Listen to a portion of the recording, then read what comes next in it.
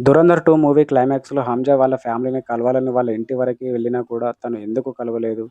Director ఎందుకిలా చూపించాడని చాలా మందికి డైరెక్టర్ ఇంటెన్షన్ అర్థం కాలేదు. హంజా చాలా ఆశతో తన ఫ్యామిలీని కలవడానికి వెళ్ళినా కూడా అక్కడ ఉన్న సిట్యుయేషన్ చూసి అక్కడే ఆగిపోయాడు. వాళ్ళ ల్యాండ్ వాళ్ళకొచ్చింది.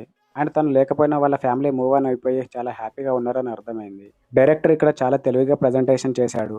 మీరు ఇది గమనిస్తే హంజా తన ఇంటికి దగ్గరయ్యే కొద్దీ ఫ్యామిలీలో ఒక్కొక్కరిగా లోపలికి వెళ్ళిపోతుంటారు. ముందుగా పిల్లలు లోపలికి వెళ్తే, ఆ తర్వాత వాళ్ళ చెల్లి, ఆ తర్వాత వాళ్ళ అమ్మ గేట్ వేసి లోపలికి వెళ్ళిపోతారు. డైరెక్టర్ ఇక్కడ క్లియర్ కట్‌గా హంజా లేకున్నా మూవ్ ఆన్ అయిపోయి హ్యాపీగా బతికేస్తున్నారని చూపించాడు.